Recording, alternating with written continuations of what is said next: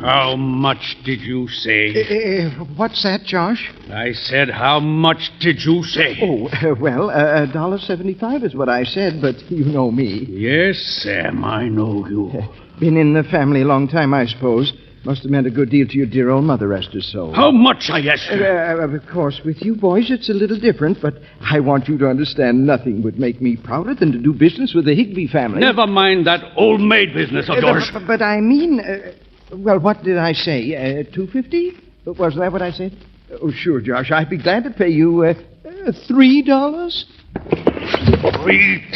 you pay me for that plate. Oh, Josh, no. Well, for $3, I'd break it over your head. Do you hear me? Let me go, Josh. Please look out. You little chip artist trying to take me for a dodo. Well, I'll break every plate in the house before you get it. And I'll break you, too.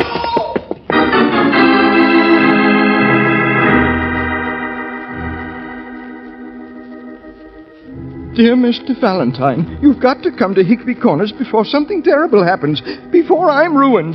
Mr. Valentine, I want you to steal a plate. Yours truly, Sam Ferris.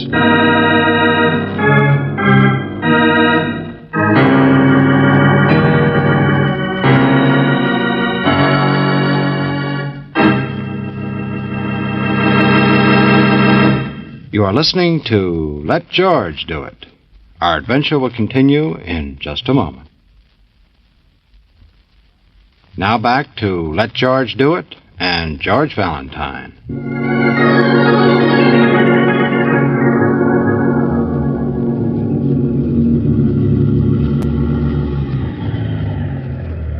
Here we are, that big place with the iron deers. Way out in the country, isn't it, Mr. Ferris? What up here, next door? Some of these iron deers always turn out to be live dogs.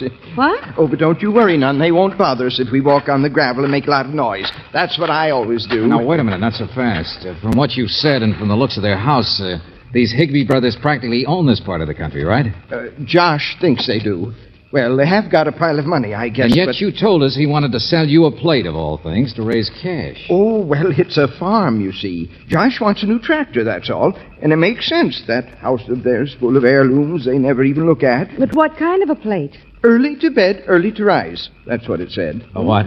Well, you see, I run a furniture store here in the corners. Yes, we know that much. Well, in this part of the country, a man gets to have a nose and reputation for antiques. Know what I mean?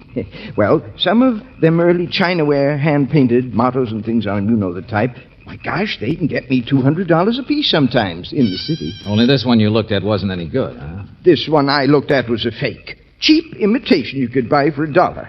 But out of the kindness of my heart, I offered more than that. You mean out of the fact you're scared to death of Josh Higbee, right? Well, Mr. Valentine, I've been in business around here for 27 years.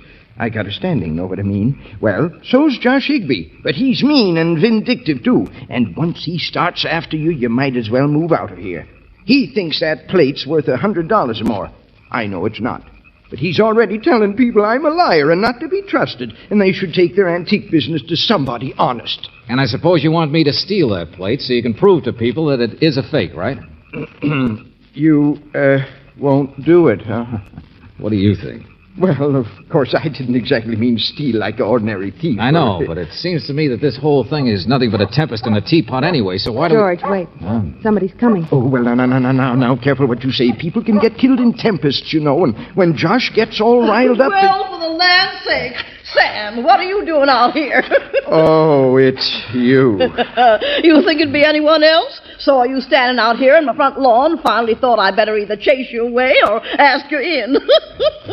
Just baking some cakes, and they're not all on order, so why don't you and your friends come in for a piece, huh? No. This is Miss Brooks, Mr. Valentine, Widow Parsons. Hello, Mrs. Parsons. Yes, cottage in the trees there, that's hers. But if you'll excuse us, Widow... I know. You think you're going next door, don't you? Well, there's no one home. Well, isn't Josh or Amos... I heard both their cars drive out hours ago. Oh, well, if they're gone, we'll just... And I suppose that makes you prick up your ears, 'cause that makes you think the coast is clear. Oh, look at him blush. Oh, no, don't be silly. Coast clear for what, Mrs. Parsons? Well, to steal behind their backs. Oh, Sam, I know you're all right. But the way those two Higbees look after her, you won't have a chance. Not that I blame you any. I guess every man in the country has eyes on her, and after all, the way she primps for them. Her? Oh. Whom are you talking about? Why, that little secretary, that Doris Drury. She's spending the summer there. Didn't you know? And those two Higbees acting like 17-year-olds, and Sam here. Oh, look at him blush. Now, stop it. She don't mean anything to me. Oh, dear. Well, I got bad news for you anyhow. She's not home either, making her weekly trip to the city, and she's not back yet. So there. Sam, you little conniver. Oh, you come all the way out here and brought your friends on a false alarm. That blasted nosy nuisance. No, Sam. No, I'm still interested. In fact, in the morning, I'd be only too glad to investigate this case of the plate. Yeah, there might be more to it than I thought.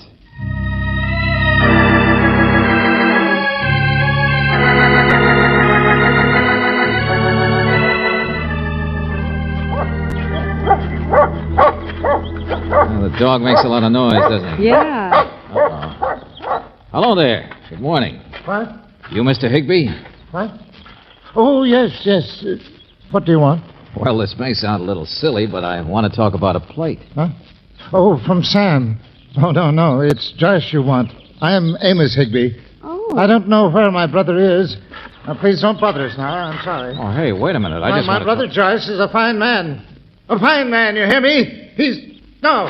Go away, I'm sorry. What's the matter with him? Oh, I don't know, Brooksy. But if Josh isn't here, it isn't him I want to see anyway. Come on. But if there's nobody here, why go in? That girl, Angel. She's supposed to be back from the city by now, isn't she? Well, maybe she can tell us why people get so excited about Chinaware. The plate. It's broken. And in the hall there are others broken. Yeah. The plate can be a pretty good murder weapon, can't it? I guess that's the secretary. And she's dead.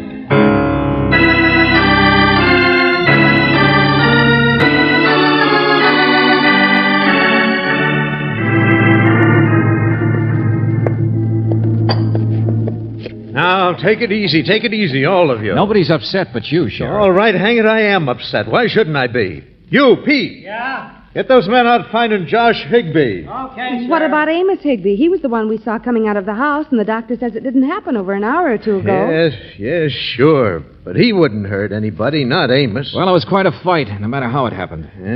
Hair and curlers, bathrobe. I guess she must have come down for breakfast. Come on, I have an idea, Sheriff. Where are we going? Well, it was light when this happened, wasn't it? Said so yourself, around breakfast time. Well, if there was a real fight here, what about that next-door neighbor? Isn't she supposed to be a snoop?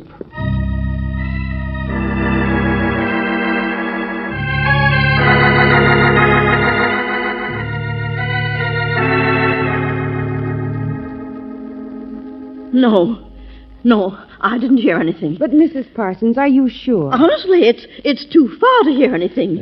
She's right, Valentine, it is. Skip it for a second, will you? Mrs. Parsons, those two Higby brothers both have been making eyes at their secretary, isn't that right? No. They're really nice. It wasn't that way at all. Of course they made eyes at her. They couldn't help it. No more than any other men around. She was somebody sent to them by their lawyers in town to help out with the books. But she didn't want to be a working girl all her life. She was a nice girl. I talked to her several times. Oh, Mrs. Parsons, you've sure changed your tune. Well, what's that? Well, I don't mean you really were critical of anybody last night. But now there's been a murder, so everybody's perfect. Oh, I didn't mean that. But it doesn't do any good to... It might do some good if I pointed out your kitchen window has a nice clear view of their front door. And their front hall where the murder took place has glass across the front. No. It won't do any good. What won't do any good? Mrs. Parsons, who are you afraid of?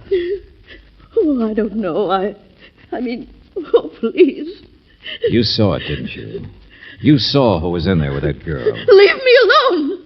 I've been their neighbor for 12 years. You can't make me say things. I'm sorry, but who was it, Mrs. Parsons? I saw him come out. I saw her. I was going to you. It's such a lovely morning. Did you see the murder? I heard her scream. They were alone, because I saw him leave earlier for the field. Wait a minute. Who? Which is the him that left? It won't do any good, I tell you. You can't hear anything but a loud noise like a scream, and then I saw her fall, and then he slammed the door shut. You've just been sitting here ever since, scared to death. Yeah, we'll take care of you, don't worry. And it's good enough eyewitness for a jury, all right? Only in the circumstances. Yes, Mrs. Parsons. You still haven't told us who it was. It's no good, I tell you. I don't know. I couldn't hear, but I could see him. Hey. Wow. Hello, Higby. Oh, no. No. Yeah, I'm sorry, Mrs. Parsons. I guess this is the one, huh? Amos Higby. What's all this? My name is Josh Higby, stranger. Heard you wanted me, Sheriff, and I thought I'd better... Wait, hold it, will you? You're the same guy we talked to out in front of your place only an hour ago. You're Amos. Yeah, you were scared and you ran away. I'm sorry. It won't do any good. Are you trying to make a liar out of me, stranger? Oh, shut up, Josh. Valentine, you don't understand the circumstances, that's all. But you realize Josh and Amos are identical twins.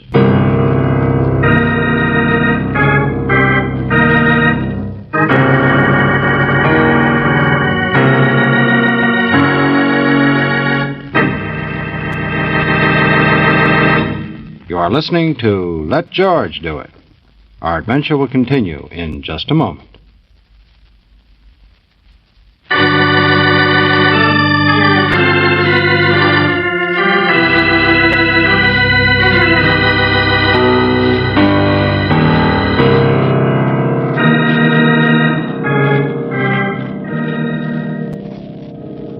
Now back to George Valentine. It all started over a plate. Or did it? Apparently, a visiting secretary from the city, the girl named Doris Drury, was quite a dish herself. Or at least both of the Higby brothers and every other middle-aged man in the vicinity thought so. But now Doris is dead, struck down by one of those same heavy plates. Well, for a moment, the crime looked simple. There was practically an eyewitness, and it was obviously a Higby who did it. All right, but which one? Because if your name is George Valentine, you've just learned that the Higbys are identical twins. At least it was one of you twins. That's something. Sure, that's something, all right, Sheriff. Well, now, is that all you're going to say, Josh? Don't know yet. Haven't talked to my lawyer. All right. But in the meantime, I got to lock you up. You know that. Well, don't apologize for it. Mrs. Parsons says it was one of you. You heard her say that, didn't you? There on the farm, you're both dressed about the same. I heard. Oh, laughing blabbermouth. She can't help it.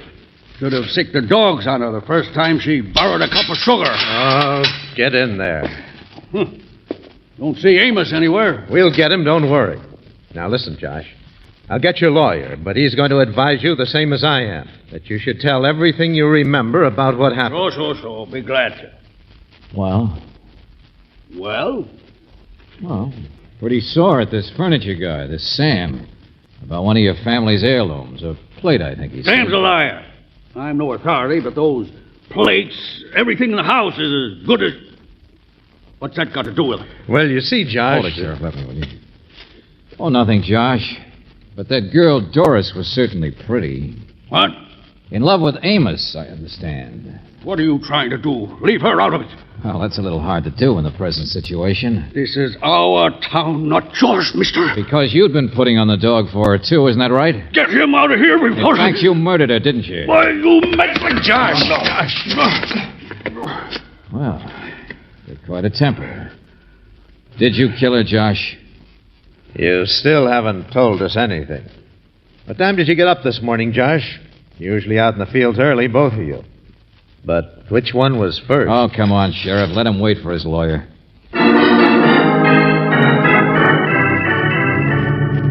Can't make a man talk, you know. No, but you can trip him up.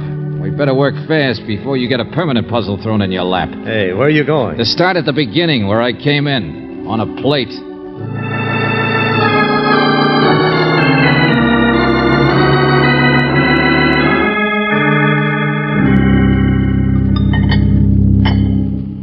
Okay, Sam, how many items have we found now that are fake? Well, now let me see. There's the Dresden doll. That's strictly Detroit. And 3 plates out of the 10 there on the wall. I'll go take a look through the other rooms, George. Okay.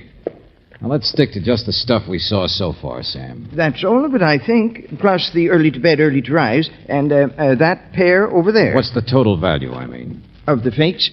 Well, I don't get you. Oh, yes, you do, because each one called for an imitation, right? Well, sure, to match out the sets and So so what's on. the total value of the fakes if they were real? Oh, yeah. Well, say 150 times 3. And Dresden, of course, is higher price. Oh, just in rough figures, please. $1,000. All told, 1,200 maybe. Uh-huh. But that's not enough to go killing people over. I don't get what you're driving at. Don't you? Sam, maybe the reason Josh was mad at you the other day was because he really had no idea there were imitations in here. George, look at this. Ah, yeah, Brooksy? How much do you suppose this one's worth? What's that, a package? Yeah, all neatly wrapped up. It's almost a shame to open it. Let me see. Where'd you find it? It was in this suitcase under the stairs. Oh, wait a minute. Take a look at this, Sam. Another plate. It's a real one, all right. It is, huh? And the initials on the suitcase are DD. George, Doris Drury. Oh, say, she used to make trips every week to the city for the Higbees. Yeah, I know. All begins to fall into place, doesn't it? Of course. She took things back and forth all the time. Well, her trips were for business. I mean, the Higbees wouldn't have known the difference. And she could have picked up imitations to replace things with. That's the idea. She was killed, but it was a crime of passion, a fight. Sam here started the ball rolling. He got Josh all upset. Josh told Amos. And if one of them found out what Doris was doing... Yeah, that's right. It'd be a pretty big blow. Especially to a middle-aged guy who thought he was the reason for lowered eyelashes from a good-looking young woman. And then he finds out she was stealing, and not even large amounts. It would...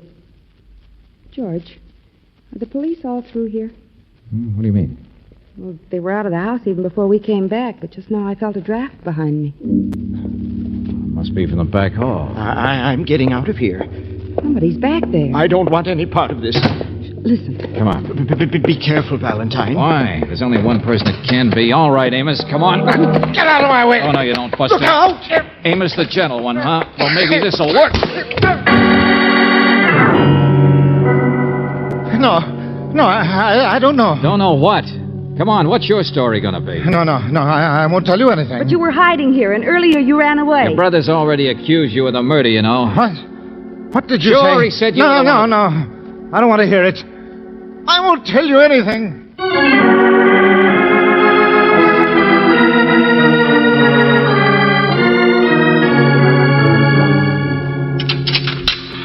Very good. Very fine. At least we got both of them, haven't we? Well, Sheriff, I tried one bluff on Amos, but it didn't work. Don't worry. I'll keep them separate, all right. And I suppose sooner or later we can cross-check and break down their stories. We hope. County attorney's going to kill me if I hand it to him this way.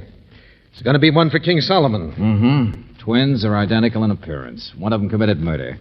The other one is keeping quiet to protect him. And keeping quiet so neither one can be tried for first-degree murder. Holy smoke, you can't hang 2 men when only one did it. What's the court going to do? End up by saying they both aided and abetted a criminal?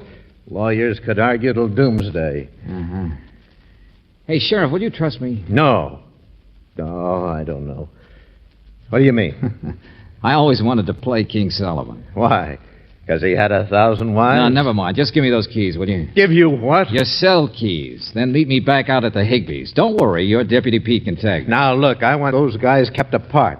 The only way we're ever going to saw this twin act in half You is... want the murder solved, don't you? Okay, let's throw a little party.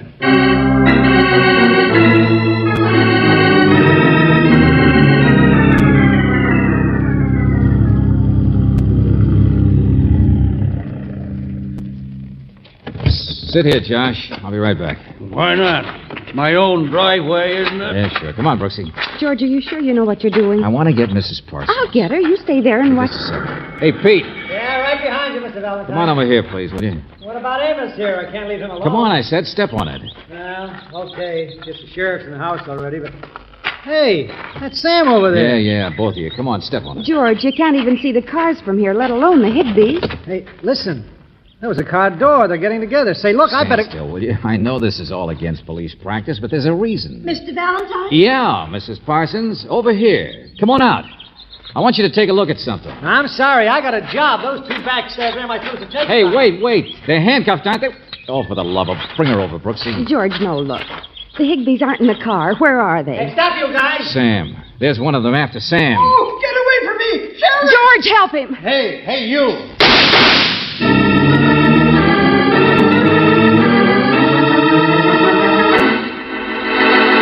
Did you see how Josh came at me, Mr. Valentine? You put Mrs. Parsons up to it, you sniveling little Both of you, will you? What is all this? Mrs. Parsons, can you tell these two men apart? Oh, I'm so sorry, Amos. Of course I can.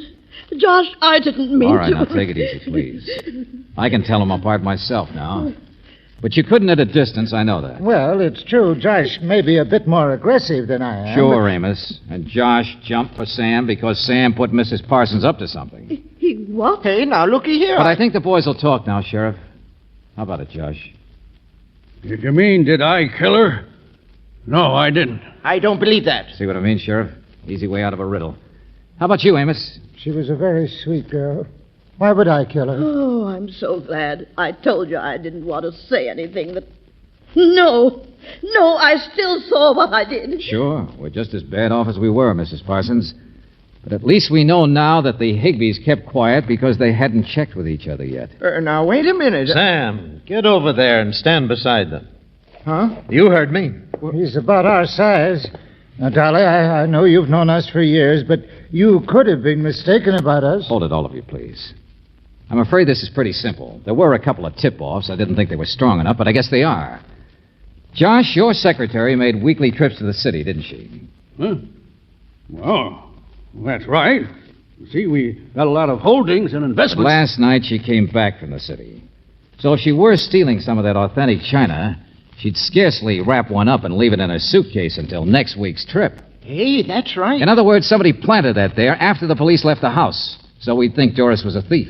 So we get the wrong idea about motive. What's all this? Stealing plates? I don't even know what you're talking Take it about. easy, Josh. Take it easy. You couldn't have done it anyway. You were in jail. Besides, it was too neatly wrapped. What's that? Well, I couldn't wrap a plate that neatly. I doubt if any man could. Mr. Valentine, I... Accepted dealer in those things? Now, wait a Oh, minute. I know, Amos. I thought of that.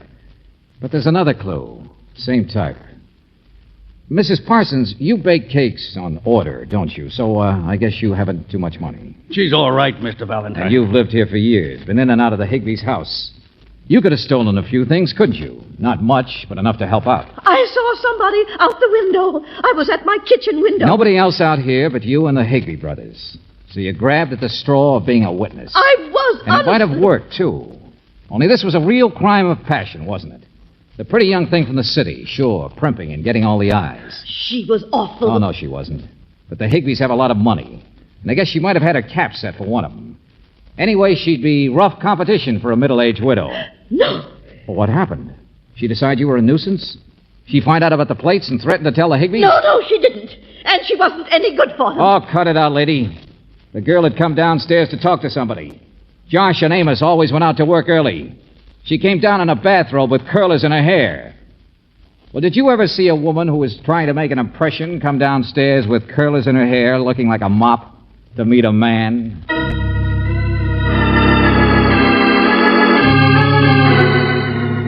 Oh, George, that poor Mrs. Parsons. Well, she committed murder, didn't she, Angel? So come on, let's get out of here. We can figure the rest on the way home.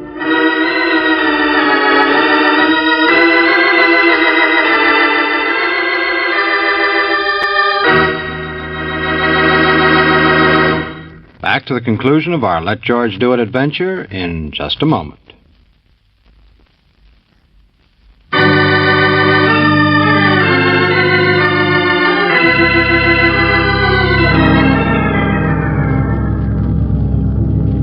Pretty easy to see how it happened, I guess. Yeah, sure.